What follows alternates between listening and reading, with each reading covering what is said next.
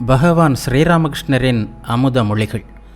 ஸ்ரீராமகிருஷ்ணருக்கும் அவரது பக்தர்களுக்கும் இடையே நடைபெற்ற உரையாடல்கள். ஞாயிறு, மே 25, 1884. குருதேவர் பஞ்சவடியில் ஆலமரத்தடி மேடை மீது தெற்கு நோக்கியவாறு அமர்ந்திருந்தார். விஜயர், கேதார், சுரேந்திரர், பவநாத், ராக்கால் முதலிய பக்தர்கள் அவருடன் அமர்ந்திருந்தனர். பலர் மேடையை சுற்றி நின்று கொண்டிருந்தனர். பகல் வேளை, மணி 1 இருக்கும். பால்குண மாதம், வளர்பிறை 2ஆம் நாள். இன்று குருதேவர் பிறந்த நாள். குருதேவருக்கு கையில் அடிபட்டதன் காரணமாக அது இதுவரை கொண்டாடப்படவில்லை. தற்போது குருதேவரின் கை அநேகமாக குணமடைந்திருந்தது. எனவே இன்று குருதேவரின் பிறந்த தின விழா கொண்டாடினர். சகஸ்ரீயின் பாட்டு ஏற்பாடு செய்யப்பட்டிருந்தது. சற்று வயதாகிவிட்டிருந்தாலும் பிரபல பாடகி அவள். குருதேவரை அறையில் காணாத மா அவரை தேடிக்கொண்டு பஞ்சவடிக்கு வந்தார். அங்கே பக்தர்கள் பேரானந்தத்துடன் இருப்பதை பார்த்தார். கூட்டத்தின் நடுவில் குருதேவர் அமர்ந்திருப்பதை மா அவசரத்தில் கவனிக்கவில்லை. அவர் முன்னாலேயே நின்று கொண்டு பரபரப்புடன் அவர் எங்கே என்று கேட்டார். பக்தர்கள் அனைவரும் சிரித்தார்கள். அதன் பிறகு குருதேவரை கண்ட மா வெட்கத்துடன் தரையில் வீழ்ந்து அவரை வணங்கினார். குருதேவருக்கு இடது பக்கம் கேதாரும் விஜயரும் மேடையில் உட்கார்ந்திருந்தனர். ஸ்ரீராமகிருஷ்ணர் சிரித்தபடி மாவிடம், பார்த்தாயா, கேதார், விஜயர் இருவரையும் எப்படி ஒன்று சேர்த்து வைத்திருக்கிறேன். 1868 குருதேவர் பிருந்தாவனத்திலிருந்து ஒரு மாதவி கொடியை கொண்டு வந்து பஞ்சவடியில் நட்டிருந்தார். அது நன்கு வளர்ந்து பெரிதாகிவிட்டிருந்தது. சிறுவர்கள் அதில் ஊஞ்சலாடி கொண்டிருந்தனர். இதை கண்டு மனம் பூரித்த குருதேவர், குரங்கு குட்டிகளைப் போல் விழுந்தாலும் குதிப்பதை விடமாட்டார்கள் என்றார். பிறகு சுரேந்திரர் மேடைக்கருகில் நின்று கொண்டிருப்பதை பார்த்து, நீ மேலே வாயேன், காலை தொங்கு போட்டுக்கொண்டு சௌகரியமாக உட்காரலாம் என்று அன்புடன் கூறினார். சுரேந்திரர் மேடையில் சென்று அமர்ந்தார். பவநாத் சட்டை அணிந்திருப்பதை பார்த்த சுரேந்திரர், என்னப்பா, வெளிநாட்டிற்கு போகப் போகிறாயா என்று கேட்டார். உடனே குருதேவர் சிரித்து கொண்டே, நமது வெளிநாடு என்பது இறைவனிடமே போவதுதான் என்றார். பின்னர் பக்தர்களிடம் பேசினார். நான் சில வேளைகளில் ஆடைகளையெல்லாம் களைந்தெறிந்துவிட்டு ஆனந்தமாக தெரிவேன். ஒரு நாள் சம்பு என்னிடம், ஆடையின்றி திரிவது சௌகரியமாகத்தான் இருக்கிறது, அதனால்தான் நீங்கள் அப்படி தெரிகிறீர்கள் போலும், நானும் ஒருமுறை அப்படி செய்து பார்க்கிறேன் என்று கூறினார். சுரேந்திரர் கூறினார், ஆபீஸிலிருந்து திரும்பி வந்து சட்டையையும் பேண்டையும் கழற்றும்போது, அம்மா, என்னை எவ்வளவு கட்டுகளால் கட்டியிருக்கிறாய் தாயே என்று கூறிக்கொள்வேன். ஸ்ரீராமகிருஷ்ணர் கூறினார், வெட்கம், வெறுப்பு, பயம், ஜாதி பெருமை, தயக்கம், மறைத்து வைப்பதில் விருப்பம் என்றெல்லாம் மக்கள் அஷ்ட பாசங்களால் கட்டுண்டிருக்கிறார்கள். இவ்வாறு கூறிக்கொண்டே குருதேவர் பாடத் தொடங்கினார். அன்னை நீ அருகே நிற்க, அடியேனும் விழித்திருக்க, பட்டம் பறக்க விடுகின்றாய் பவசம்சார சந்தையிலே, மாயை நூல் கோர்த்து மையல் என்னும் மாஞ்சாவை வளைத்து பூசி முறுக்கேற்றி, கையில் பிடித்த காற்றாடி கயிற்றில் கடுமை சேர்க்கின்றாய். மாயை நூல் என்றால் மனைவி மக்கள். மையல் என்னும் மாஞ்சாவின் காரணமாக நூல் கடுமையாகி உள்ளது. காமினி காஞ்சனமே அந்த மாஞ்சாவாகிய பசை. சொக்கட்டான் ஆடுகின்ற துடிப்பிலே உலகு வந்தேன். மிக்கவும் பெரிய எண்கள் விழுந்தன. 10 பக்கத்தில் 10 பளிச்சிட ஆடினேன் யான். பொக்கென என்றன் ஆவல் பொடிபட அடி வாங்கிற்று. 5 என்பது பஞ்சபூதங்கள். 5லும் 6லும் சிறைப்படுவது என்றால் பஞ்சபூதங்களும் 6 விரோதிகளுக்கும் வசப்படுவது. 6ஐ ஏமாற்றுவது என்றால் 6 விரோதிகளின் வசம் சிக்காமல் இருப்பது. 3ஐ ஏமாற்றுவது என்றால் 3 குணங்களை கடந்து செல்வது. சத்துவம், ரஜஸ், தமஸ் ஆகிய 3 குணங்களும் மனிதனை தம் வசப்படுத்தி உள்ளன. 3ம் சகோதரர்கள். சத்துவகுணம் இருந்தால் அது ரஜோகுணத்தை உதவிக்கு அழைத்து கொள்ளும். ரஜோகுணம் இருந்தால் தமோகுணத்தை அழைத்து கொள்ளும். 3 குணங்களுமே திருடர்கள்தான். தமோகுணம் அழைப்பது, ரஜோகுணம் பந்தத்திற்கு உள்ளாக்குவது, சத்துவகுணம் பந்தத்திலிருந்து விடுவிப்பது. என்றாலும் இறைவனிடம் நம்மை அழைத்து செல்ல அதனால் முடியாது. விஜயர் சிரித்தபடி, சத்துவமும் திருடன்தானே என்றார். ஸ்ரீராமகிருஷ்ணர் சிரித்தபடி கூறினார், அதனால் இறைவனிடம் அழைத்து செல்ல இயலாது, ஆனால் அதற்கான பாதையை காட்டும். பவனாத் கூறினார், ஆஹா, என்ன அருமையான கருத்து! ஆம், இது மிக உயர்ந்த கருத்து என்றார் குருதேவர். பக்தர்கள் இவற்றையெல்லாம் கேட்டு ஆனந்தம் கொண்டனர். ஸ்ரீராமகிருஷ்ணர் கூறினார், பந்தத்திற்கு காரணம் காமினி காஞ்சனம். காமினி காஞ்சனமே உலகியல். காமினி காஞ்சனமே நாம் இறைவனை காண்பதற்கு தடையாக இருக்கின்றன. இவ்வாறு கூறியபடி குருதேவர் தமது துண்டினால் தம் முகத்தை மறைத்தார். பிறகு பக்தர்களிடம் கூறினார், இப்போது உங்களால் என்னை பார்க்க முடிகிறதா? இல்லை, இதுதான் திரை. காமினி காஞ்சனம் என்ற இந்த திரை விலகினால் சச்சிதானந்தம் கிடைக்கும். இன்னும் கேளுங்கள், மனைவி இன்பத்தை துறப்பவன் உலக இன்பத்தை துறந்தவனே. இறைவன் அவனுக்கு மிக அருகில் இருக்கிறார். சிலர் உட்கார்ந்தவாறும் சிலர் நின்று கொண்டும் இந்த அமுத மொழிகளை அமைதியாக கேட்டுக்கொண்டிருந்தனர். கேதார் விஜயர் முதலியோரிடம் கூறினார், மனைவி இன்பத்தை துறந்தவன் உலக இன்பங்களை துறந்தவன் ஆகிறான். இந்த காமினி காஞ்சனம்தான் திரை. நீங்களெல்லாம் பெரிய பெரிய மீசை வைத்திருக்கிறீர்கள், ஆனாலும் இதில் சிக்கி இருக்கிறீர்கள் இல்லையா? சொல்லுங்கள் பார்க்கலாம். மனதுள் நன்றாக அலசி ஆராய்ந்து சொல்லுங்கள். உண்மைதான் சுவாமி என்றார் விஜயர். கேதார் மௌனமாக இருந்தார். குருதேவர் தொடர்ந்து பேசினார். எல்லோரும் பெண்களுக்கு வசப்பட்டிருப்பதையே காண்கிறேன். கேப்டனின் வீட்டிற்கு சென்றிருந்தேன். அங்கிருந்து ராமன் வீட்டிற்கு போக எண்ணிருந்தேன்.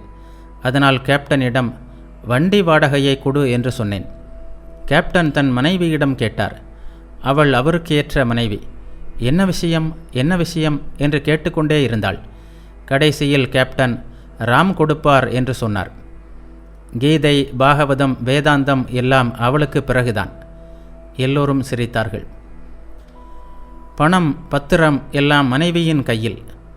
இதில் என் கையில் 2 ரூபாய் கூட வைத்துக்கொள்ள முடிவதில்லை, என்னுடைய இயல்பு அப்படி என்று பீற்றிக்கொள்வார்கள்.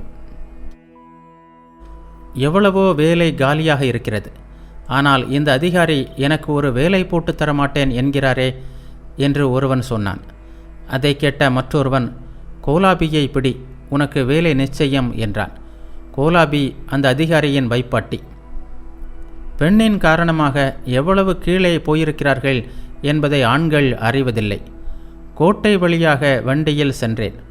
சமமான பாதையில் போய்கொண்டிருப்பதாகத்தான் நினைத்தேன். ஆனால் கடைசியில் பார்த்தால் 4 மாடி கீழே நிற்கிறேன். அவ்வளவு சரிவான பாதை. பேய் பிடித்திருப்பவன் தனக்கு பேய் பிடித்திருப்பதை அறிய முடிவதில்லை. நான் நன்றாக இருப்பதாகவே அவன் நினைக்கிறான். விஜயர் சிரித்தபடி கூறினார், ஒரு மந்திரவாதி கிடைத்துவிட்டால் அவன் பேயை ஓட்டி விடுவான். ஸ்ரீராமகிருஷ்ணர் இதற்கு சரியான எந்த பதிலும் சொல்லவில்லை. அது இறைவனின் திருவுள்ளம் என்று மட்டும் கூறினார். மறுபடியும் பெண்களை பற்றிய பேச்சு தொடர்ந்தது. ஸ்ரீராமகிருஷ்ணர் கூறினார், யாரை கேட்டாலும் ஆம் சுவாமி, என் மனைவி ரொம்ப நல்லவள் என்றுதான் சொல்கிறான். ஒருவனின் மனைவி கூட ஏறுமாறாக இல்லை. எல்லோரும் சிரித்தார்கள். காமினி காஞ்சனத்தில் மூழ்கியிருப்பவன் அந்த போதை காரணமாக எதையும் தெளிவாக அறிந்து கொள்ள முடிவதில்லை. சொக்கட்டான் ஆடுபவனால் எது சரியான ஆட்டம் என்பதை பல நேரங்களில் உணர முடிவதில்லை. ஆனால் பார்த்து கொண்டிருப்பவர்களுக்கு பொதுவாக விஷயம் புரிந்துவிடுகிறது. பெண் மாயையின் வடிவம். ராமா, நீ இந்த ஆண்கள் அம்சம். பெண்கள் உனது மாயையின் வடிவமான சீதையின் அம்சம். எனக்கு வேறு எந்த வரமும் வேண்டாம். உனது தாமரை பாதங்களில் தூய பக்தி வேண்டும். உலகை மயக்கும் உனது மாயையில் நான் மூழ்காமல் இருக்க வேண்டும். இதனை மட்டும் தந்துவிடு என்று நாரதர் ராமரிடம் பிரார்த்தித்தார். சுரேந்திரருடைய சிறிய தம்பி கிரீந்திரர், அவருடைய அண்ணன் மகன் நாகேந்திரன் முதலியவர்கள் வந்திருந்தனர். கிரீந்திரர் அலுவலகம் ஒன்றில் வேலை பார்த்து வந்தார். நாகேந்திரர் வழக்கறிஞர். ஸ்ரீராமகிருஷ்ணர் கிரீந்திரர் முதலியோரிடம் கூறினார், உலகில் பற்று வைக்க வேண்டாம் என்று உங்களுக்கு கூறுகிறேன். பாருங்களேன், ராக்காலுக்கு எது ஞானம் எது அஞ்ஞானம் என்ற அறிவு வந்துவிட்டது. உண்மை உண்மையற்றது பற்றி ஆராய்ச்சி செய்கிறான். இப்போதெல்லாம் நான் அவனிடம் வீட்டிற்கு போ, எப்போதாவது இங்கே வா, ஓரிரு நாட்கள் தங்கு என்று சொல்கிறேன். நீங்கள் ஒருவரோடு ஒருவர் நட்புடன் வாழ வேண்டும். அப்போதுதான் நன்மை உண்டாகும். மகிழ்ச்சியோடு வாழ்வீர்கள். பாடகர்கள் ஒரே சுருதியில் பாடினால்தான் நாடகம் நன்றாக அமையும். கேட்பவர்களுக்கும் சந்தோஷம் உண்டாகும். மனத்தின் பெரும்பகுதியையும் இறைவனிடம் வைத்து சிறிதளவு மனத்தை கொண்டு கடமைகளை செய்து வாருங்கள். துறவி மனதின் 3/4 பங்கை இறைவனிடமும் 1/4 பங்கை கடமைகளிலும் செலுத்த வேண்டும். ஆன்மீக விஷயங்களில் அவன் விழிப்புடன் ஈடுபட வேண்டும். பாம்பின் வாலை மிதித்தவன் தப்புவது கடினம். பாம்பிற்கு வாலில் உணர்ச்சி அதிகம். குருதேவர் சவுக்கு தோப்பிற்கு சென்றார். அப்போது சிந்தியை சேர்ந்த கோபாலிடம் குடையை பற்றி கூறிவிட்டு போனார். கோபால் மாவிடம் குடையை தமது அறையில் வைத்துவிட்டு வருமாறு சொன்னார் என்றார். கீர்த்தனைக்கான ஏற்பாடுகள் பஞ்சவடியில் செய்யப்பட்டிருந்தன.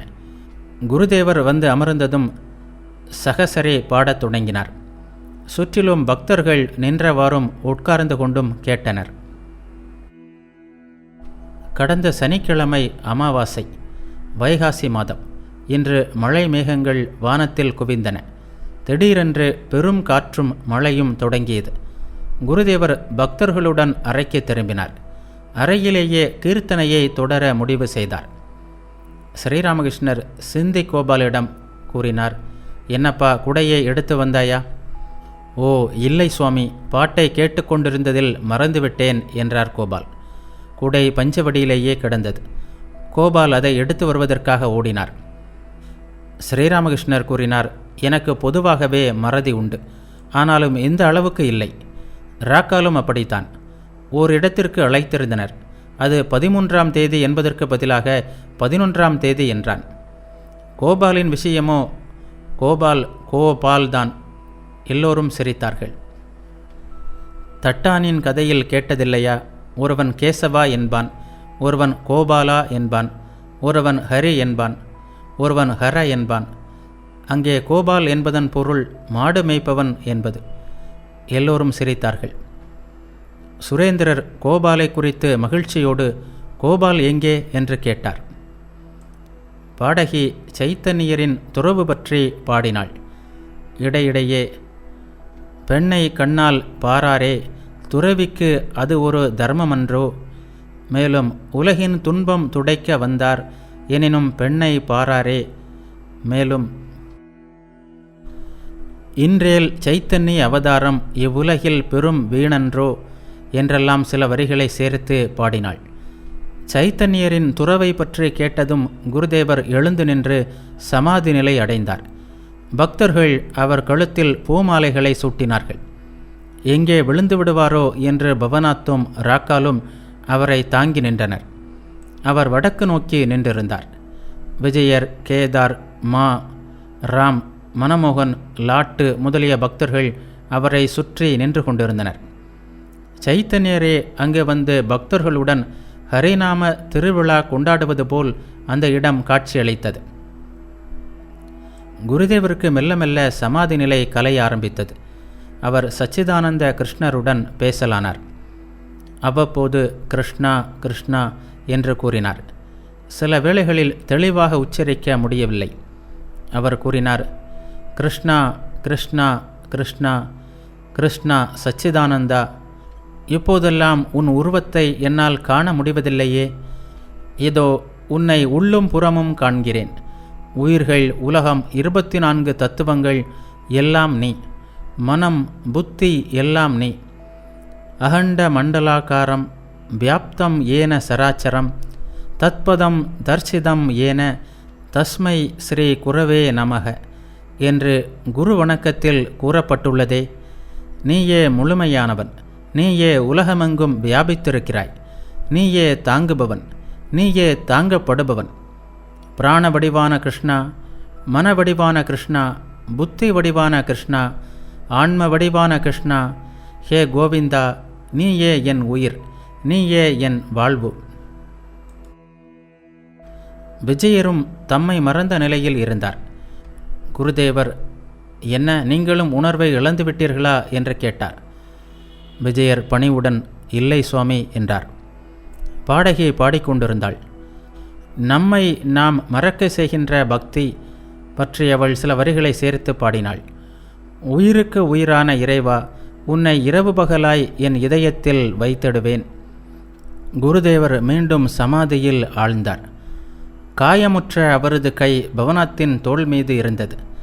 அவருக்கு சிறிது புற உணர்வு வந்தபோது பாடகி மேலும் சில வரிகளை பாடிக்கொண்டிருந்தாள். உனக்காய் அனைத்தையும் துறந்தேன் நான், எனக்கா இத்தனை துன்பம் என் தலைவா. குருதேவர் பாடகியை வணங்கினார். உட்கார்ந்து கொண்டே பாட்டை கேட்கலானார். இடையிடையே பரவச நிலை அடைந்தார். பாடகி பாட்டை முடித்ததும் பேசத் தொடங்கினார். ஸ்ரீராமகிருஷ்ணர் விஜயர் முதலிய பக்தர்களிடம், எது பிரேமை? யார் இறைவனிடம் பிரேமை கொள்கிறானோ அவன் சைத்தன்யரைப் போல் உலகை அடியோடு மறந்து விடுகிறான். அது மட்டுமல்ல, எந்த உடலை உயிருக்கு உயிராக நேசிக்கிறானோ அதையும் கூட மறந்து விடுகிறான். பிரேமை உதித்தால் என்னவாகும் என்பதை குருதேவர் ஒரு பாட்டை பாடி விளக்கினார். அந்த நாள் வருவதென்றோ, ஆண்டவன் பேர் சொல்லும்போது சிந்திடும் கண்ணீர் வழிந்து சிந்தை மிகுந்திடுமோர் அந்த நாள் வருவதென்றோ. குருதேவர் எழுந்து ஆடத் தொடங்கினார். பக்தர்களும் அவருடன் சேர்ந்து ஆடினர். குருதேவர் திடீரென்று மாவின் கையை பிடித்து இழுத்து ஆடுகின்ற கூட்டத்திற்குள் அவரையும் சேர்த்து கொண்டார். ஆடியபடியே மறுபடியும் சமாதி நிலையை அடைந்து சித்திர பாவை போல் அசைவற்று நின்றார்.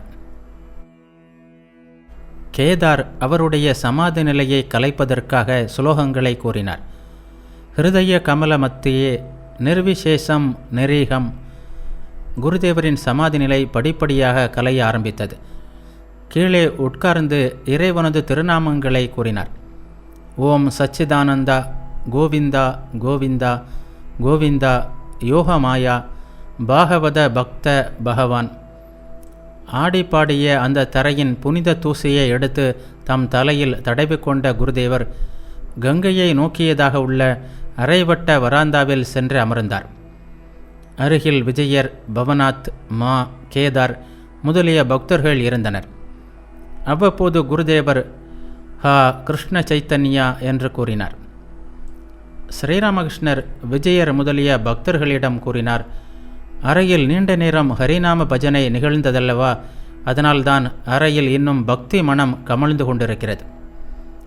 பவனாத் கூறினார், ஆமாம், அதிலும் துறவை பற்றிய பாடல்கள் அல்லவா. ஸ்ரீராமகிருஷ்ணர் கூறினார், ஆஹா, எத்தனை உயர்ந்த கருத்துக்கள். இவ்வாறு கூறிக்கொண்டே குருதேவர் பாட ஆரம்பித்தார். பிரேமை என்னும் செல்வம் தன்னை குடம் குடமாக கொட்டுகிறார், பின்னும் அதற்கு முடிவே இல்லை. சைத்தன்யர் கை ஓய்வது இல்லை. ஆரா அமுதம் பிரேமை தன்னை அருந்திட வாவா என்கின்றார்.